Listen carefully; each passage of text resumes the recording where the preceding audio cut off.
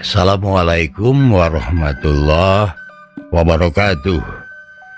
Haturan mitra, alhamdulillah tepangdang deui sareng Mang Barna. Urang ngadongeng deui daramang sadayana ya mitra. Mugia mitra aya dina ginanjar kawilujengan sararehat sadayananya. Urang neraskeun hancagarapan dongeng Mang anu katuna carios kalayan judul Pasukan Siluman Haji Perawatasari karangan Bapak Aan Merdeka Permana anu didongengkeun deui ku Mang Barna.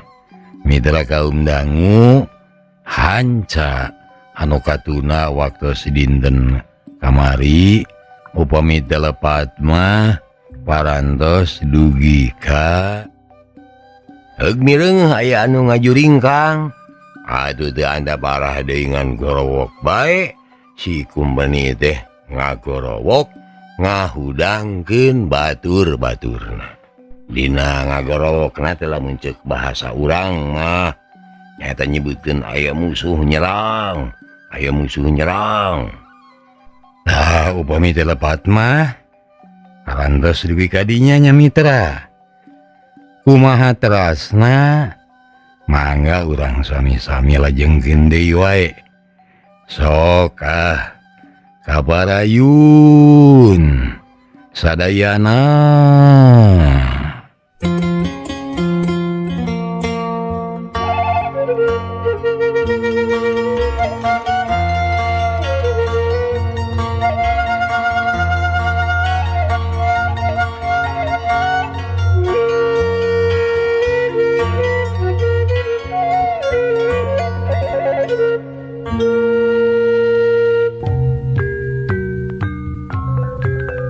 Mitra kaum dangu sumaji keheul sabab rarancangna kaganggu atuh da geus kagok asong. Akhirna manehna sakalian we narajang ka hareup.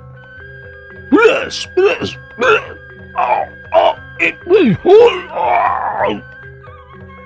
Cek anu cikene digabresan beuteungna teh.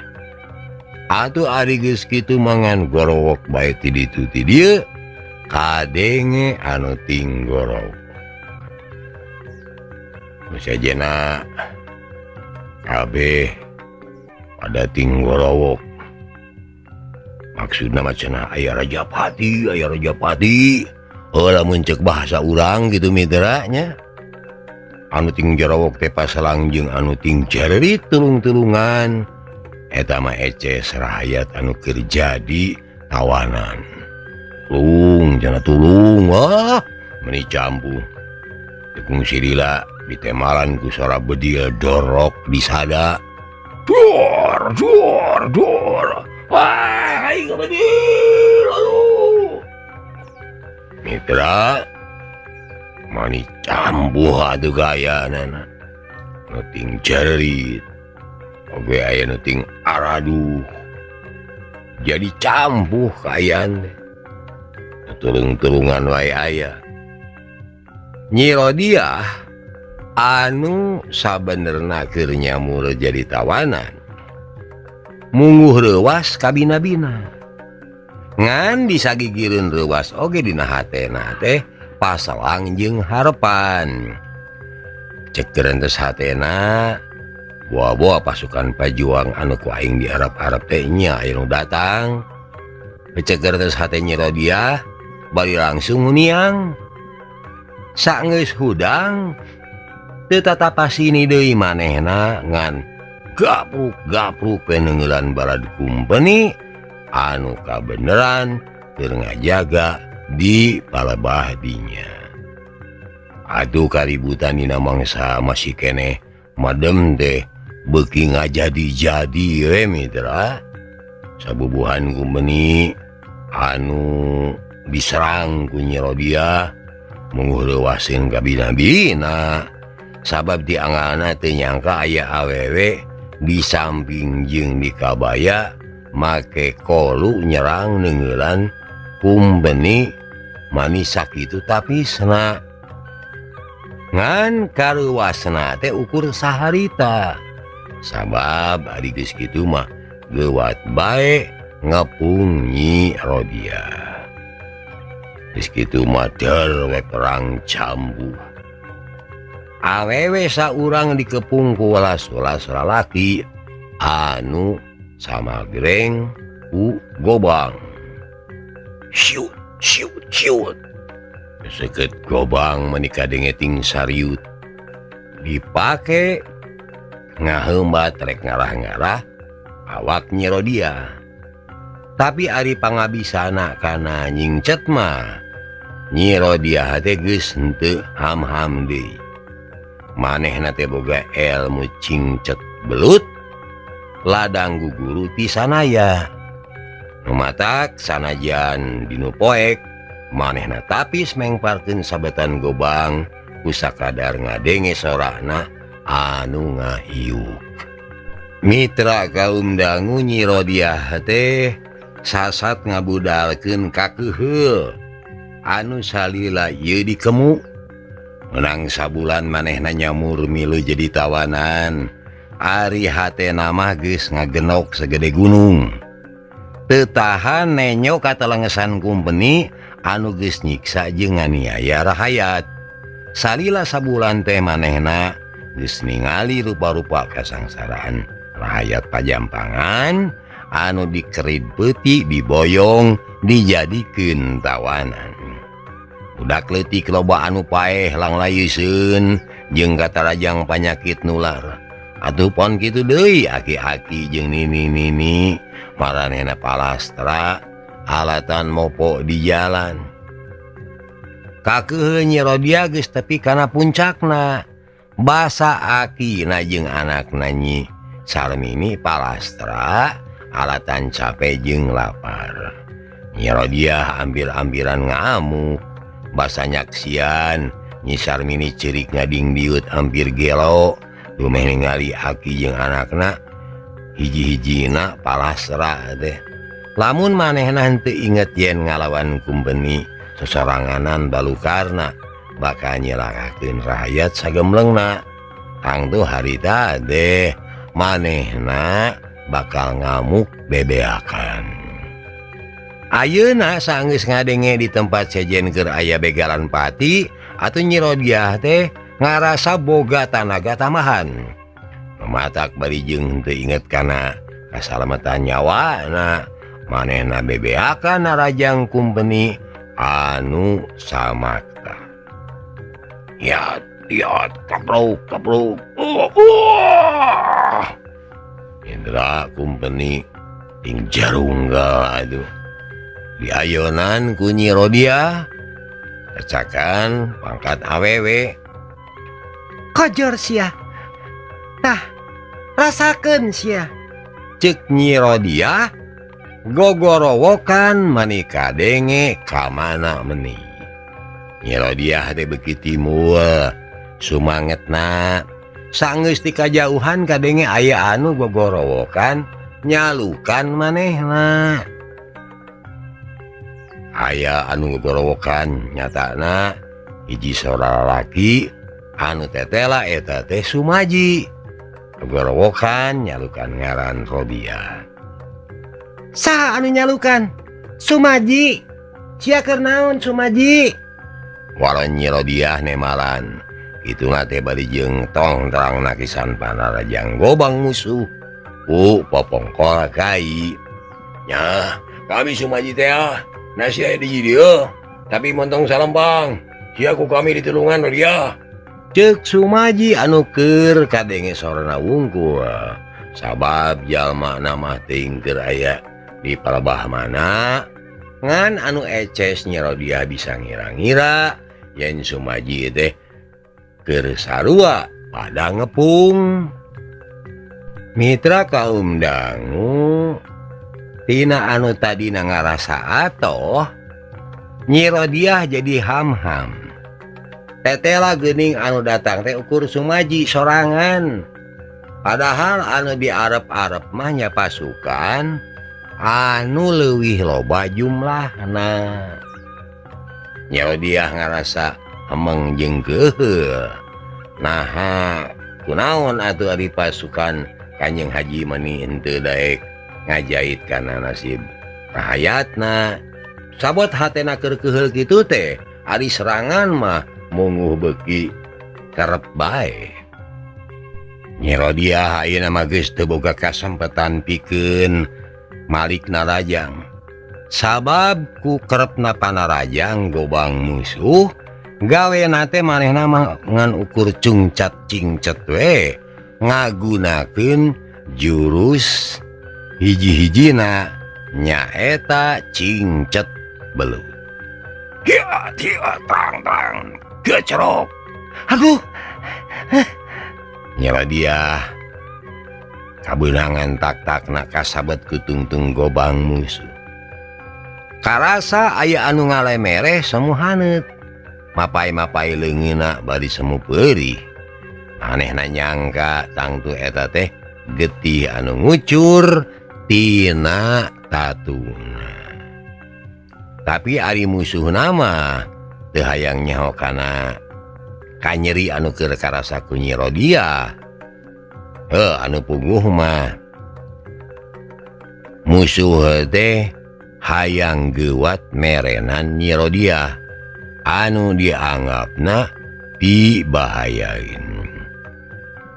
Bari ngararasakeun kanyeri, Nyi Rodia oge hatena jadi murang maring.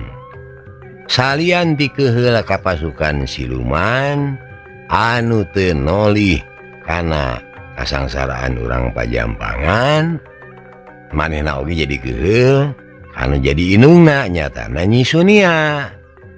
Inung aing teh pangabisana sakitu hebatna, tapi naha atuh teu dimangpaatkeun pikeun ngabela bebeneran. Ari nyawa aing diintip-intip rek digunasika, tapi ari ka musuh bangsa mah bangun anu hare-hare. Bener nama Amu Suni teh aya ka dieu, mun aya manehna meureun ku Amu Suni teh sakadet netra oge balad kumpeni teh bakal tumpur. Ceuk hate Nyi Rodia haneueulin ku sikep inungna. Saenggeus mikir ngeunaan inungna, teu karasaeun manehna oge betras deui inget kasanaya. Malah ceuk gerentesna mun ayeuna di dieu aya sanaya atawa si Amang, meureun ieu musuh anu samakta teh moal hese bakal digempur ku kasaktian si Amang. Heuceuk hatena deui Nyi Rodia mitra. Tapi eta lamunan teh gewat dipikeun deui. Henteu ketah da si Amang majal jahat, aing mah mung dibantuan ku manehna. Omong hatena deui. Sabot pikiranna keur kacau loba anu dipikiran. Di jauhna kadenge sora anu ngahihi, mata keuman. Amu Suni, tulungan Nyai. Ceuk Nyi Rodia. Mitra kaum dang sadaya, Nyi Rodia kacida bungaheunana. Sabab anu ngahihih teh geus moal salah. Nyi Sunia inungna, lajeungnya anak kakara oge mikir kitu geus kadenge anu ting cererit. Dus. Tenggelan anu ngandung hawa kacida diisna karasa kasabudeureun patempatan. Sora anu ting jererit kadenge di ditu di dieu ngan cilakan anu ting jererit teh oge para tawanan. Teu budak teu kolot, sakur anu kapangaruhan ku tenggelan hawa tiis teh langsung gemprah tinggal loler teu usik deui. Ambu mantong ka mana bae neungeulna, tenggelan jeung padaran si bule ungkul ambu, si bule. Ceuk Nyi Rodia gogorowokan dumeh kasampak loba tawanan tinggal loler ngemasing pati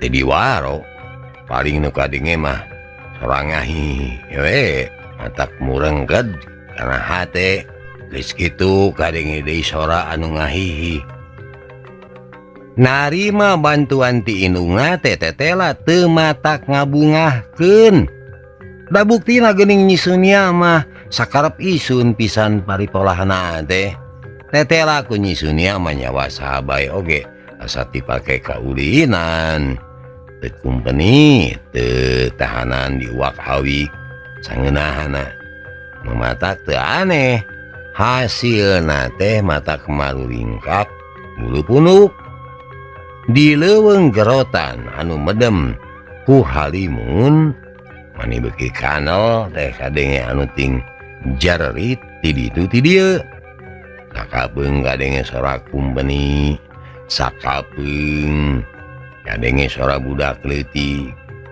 amu ulah kejem amu ulah kejem kitu amu cek Nyi Rodia hantem gogorowokan haneueul ku paripolah inungna malah kusabab inungna siga anu beuki kejem bae antukna Nyi Rodia jadi malik ngalawan Nyi Sunia basa hawa tiis di papagu tenggelan hawa panas ting buricak kemang api maninya angan sakuring bungking bareng jeung eta mitra Nyi Sunia ngajerit maratan langit mani tarik pisan ngajeritna ngalang laung siga sato aul ong ong ong ngajerit teh gitu mitra tur ari geus kitu mangan beulesat we ngajauhan di eta tempat saenggeus Nyi Sunia ingkah Nyi Rodia ripuh deui sabab balad kumpeni teh sabatae bisa ningker deui manehna ari sumaji anu pajar arek nang tayungan Nyi Rodia teh boro kabisa dan nu puguh mah manehna oge ripuh ditingker musuh malah manehna teh awakna oge geus boborot getih sabab anu ningker jumlahna lebih loba deui kumpeni teh kacida gangasna sabab hayang males pati dumeh sababaraha urang baturna terlaya ku sabab dibongohan keur sare teh sumaji geus ampir-ampiran kapepet malah nyawana ampir teu katurungan basa sukuna nyoledat kana luput baseuh tur ti luhur diserangku welas-welas gobang ngarasa geus teu bisa mengparkeun serangan musuh sumaji ukur bisa peureum nganti-nganti dawuh dicabut umur tapi basa congo-congo gobang ampir ranceb kana dadana teu puguh kunaon sababna eta gobang teh racreng mancawura kaditu kadieu ari anu bogana pinggaroak siga anu nandangan kanyeri basa sumaji beunta tetela manehna teh aya anu mantuan harita aya jalma duaan keuting belesat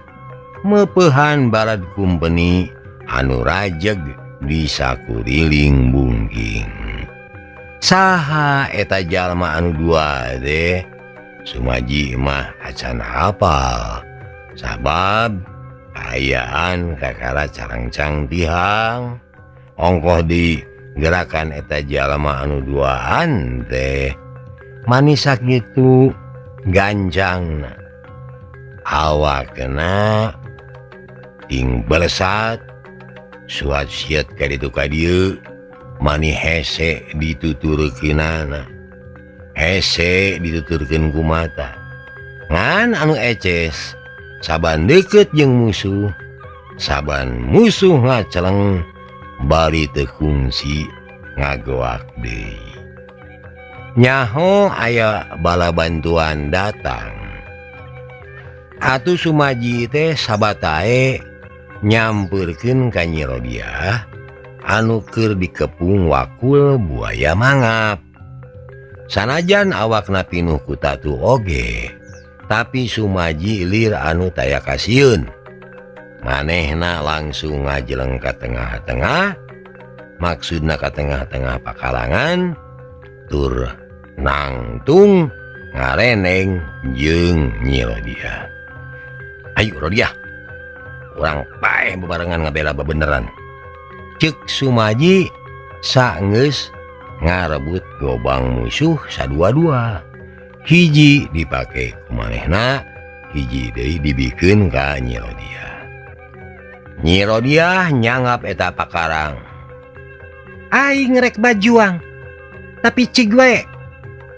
Ari sia hayang modar mah, init sorangan. Aing masing bajuang oge. Ari hirup mah angger hayang. Ceuk Nyi Rodiah bari nyieun gerakan-gerakan pikeun muterkeun gobang. Mitra kaum dangu bareto sanaya mah henteu kungsi ngawarah Nyi Rodiah matakeun pakarang da ceuk sanaya oge mun geus ngabiasakeun make pakarang mah cenah jalma teh sok boga pikiran jahat. Nya eta hayang maehan musuh. Beda deui lamun ukur ngagunakeun leungeun. Pikiran kitu teh rada jauh. Sabab anu dipahing harita mah nu penting geuleuh teh ulah kakeunaan ku musuh we wungkul. Nu mata kitu sababna basa ngulang-ngulangkeun gobang, Nyi Rodiah teh katemong kaku. Ngan sanajan kitu da puguh anger ngagunakeun jurus-jurus kawiraan. Sanajan kaku oge teu buru ngari nyilakakeun musuh mah. Nu mata kitu sababna basa ngulang-ngulangkeun gobang, Nyi Rodiah teh katemong kaku.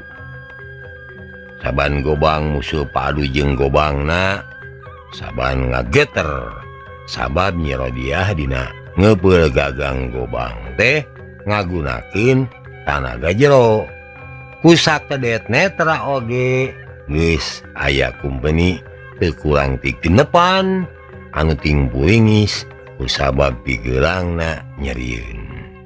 Malah kusabab kitu atuh keur Sumaji mah mani gampil pisan neruskeunana saban aya musuh anu gobangna diadu jeung gobang Nyi Rodiah, saban babari pikeun Sumaji dina ngaleumpeukkeun musuhna. Atuh Sumaji deh tungtungna mah ukur megat muntah. Musuh pasesaan Nyi Rodiah teh kumanehna diperenanana mah kaayaan geus mimiti caang sabab panon poe geus bijil. Tapi pertempuran di jero leuweung ganggong teh acan eureun, korban geus patulayah di ditu di dieu paselang antara balad kumpeni jeung tawanan. Ayeuna mah Bos Sumaji boh Nyi Rodiah bisa ngawaskeun sajalmana anu duaan anu geus mantuan maranehna teh. Cegeran tes hate Nyi Rodiah bade ngagebeg geuning si sanaya. Sumaji ge nangenan horeng anu datang teh taya lian. Iwati sanaya anu dibaturan ku Ki Raga Pati. Atasan manehna basa keur aya dina pasukan siluman Haji Prawatasari. Basa manehna nyebut eta ngaran, hatena manika cida peurihna, peurih, nyeri, sedih jeung haneueul. Gumulu ngajadi hiji. Da kahayang nama manehna anger nyebut si Amang.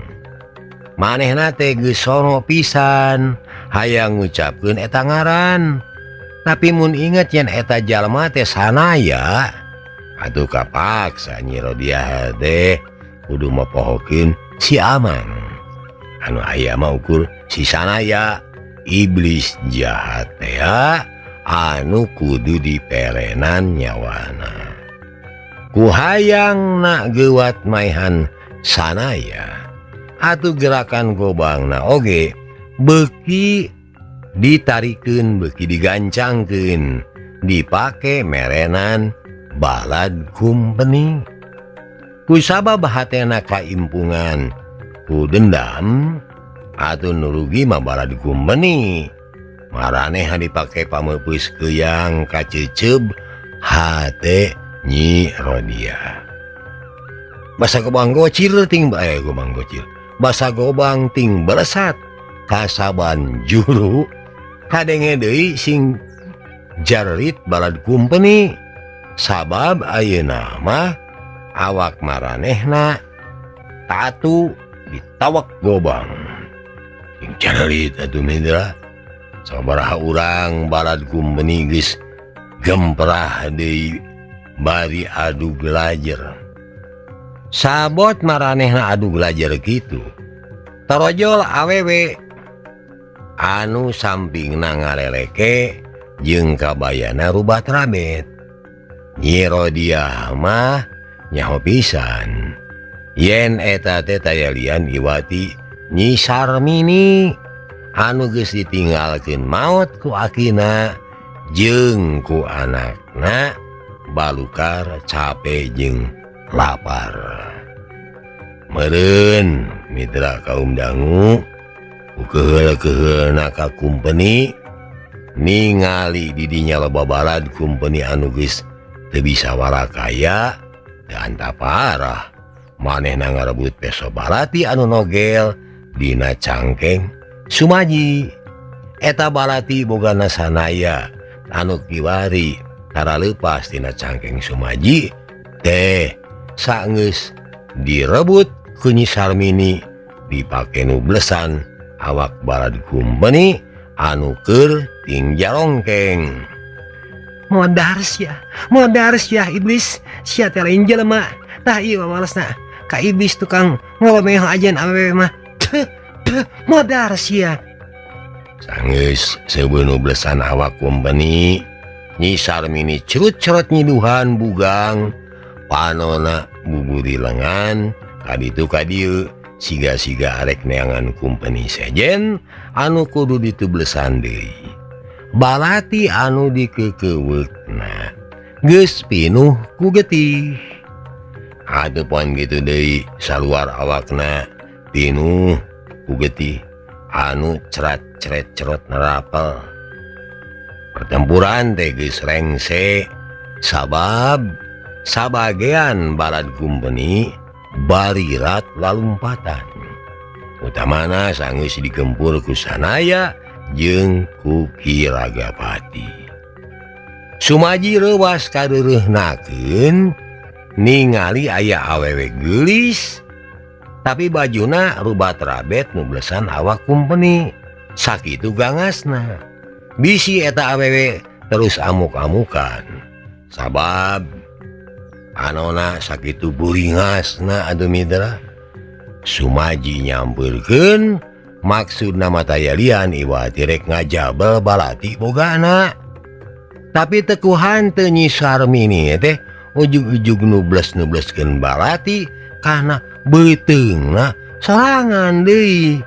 ningali eta kajadian boh Sumaji boh Nyi Rodia papada ngajerit baka ting kureuwas para tawanan sejen anu mireung eta kajadian oge sarua ting jarerit angot basa ningali balati nogel dina beuteung Nyi Sarmini mah basa awak Nyi Sarmini ngagebru gewat diboro ku Sumaji eso balati na oge gewat direbut dikekeweuk ku Sumaji rob aduh jalma teh ngaronom ngadeuketan layon Nyi Sarmini sanaya jeung Ki Ragapati oge sarua narojoa kadikeun eta balati teh Sumaji kadikeun cek sanaya Sumaji mah ngadon malohok bangun anu tinggal kalongeun kadikeun eta balati sabab lamun dikekebuk baik ku sia bisa-bisa sia anu katudingan geus maehan eta awewe. Ceuk Sanaya bari ngarebut balati. Sumaji, mentong dibikeun eta balati. Pan sia geus janji yen arek maehan ye iblis ku balatina keneh.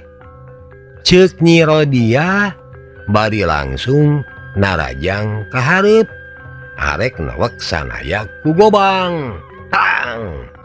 Gobang teh ngacreng sabab ditakis ku Ki Ragapati.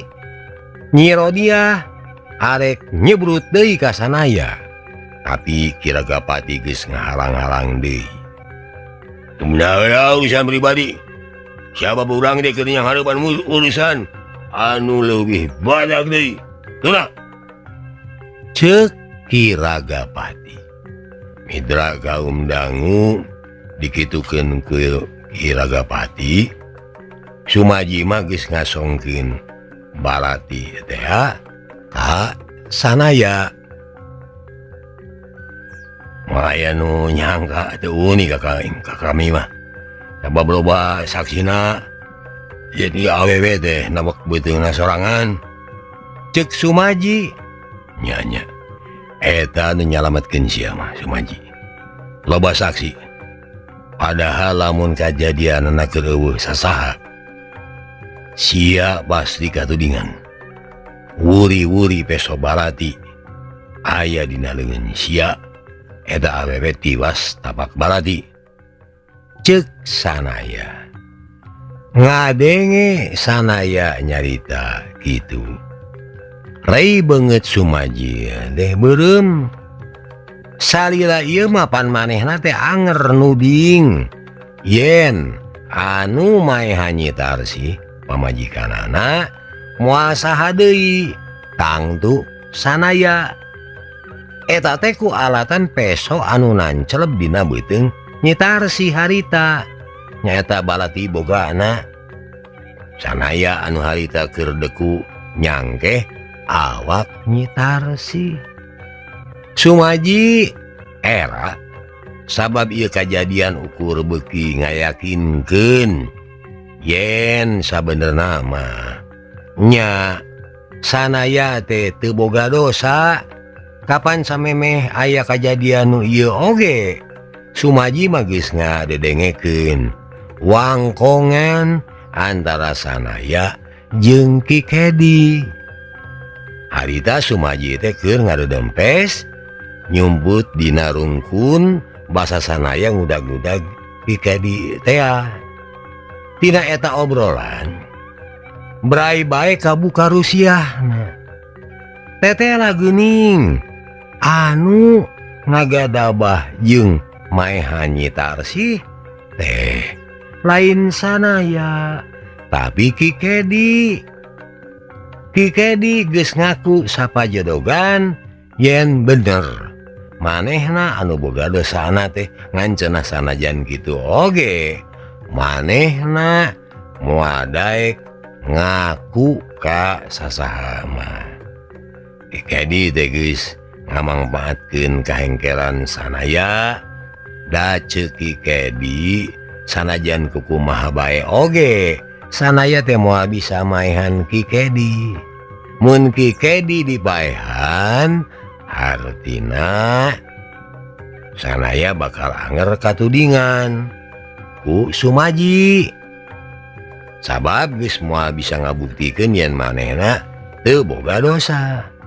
Tapi cilakana sanajan Sanaya teu maehan Ki Kedi oge hari Ki Kedi nama anger we cenah moal daek ngaku kana pariporana. Ya pisan si Kedi teh awas ya ku aing sia di podaran mah sia di podaran ku aing mah. Ceuk hate Sumaji. Sumaji geus nyodorkeun peso balati ka Sanaya. Tapi sacara ngadadak dipiheulaan direbut ku Nyi Rodia. Malah teu cukup ku kitu. Eta peso anu masih keneh baloboran ku getih musuh teh digamberskeun kana awak sanaya teu ngajudi ya Nyi Rodiah tega rek maehan manehna. Sanajan teu ngajudi samemehna ari sabenerna mah sanaya teh bakal bisa mengparkeun serangan Nyi Rodiah. Hanya karena kumanehna teu dipilampah sanaya teh tong boroning nyingcet malah mah teu obah-obah acan awakna oge kajaba ukur teteupna we anteng nancleb kana panon Nyi Rodiah. Ari Nyi Rodiah deui saeutik ge teu nyangka yen sanaya moadek nyingcet. Mangkaning balati teh ditojoskeun satakerna pisan. Bari jeung reuwas Nyi Rodiah rek ngagilekeun congo balati. Congo balati anu kuduna nancep kana palebah dadana teh rada mencong nancep kana babagian awak hanapeun kelek. Cap atuh anu ngajerit mah horeng Nyi Rodiah, ngajerit alatan reuwas. Dumeh sanaya teu nyingcet. Adi sedangkeun sanaya mah gawena teh ukur neuteub ceuleuyeul we kana Neng Nongna Rodiah. Cager wara mitra hanya ka bujeng Neng Nong. Insyaallah mitra enjing urang teraskeun deui nya. Nuhun kana perhatosanana. Hapunten samulai kalepatan. Billahi taufiq wal hidayah. Wassalamualaikum warahmatullahi wabarakatuh. Ciao.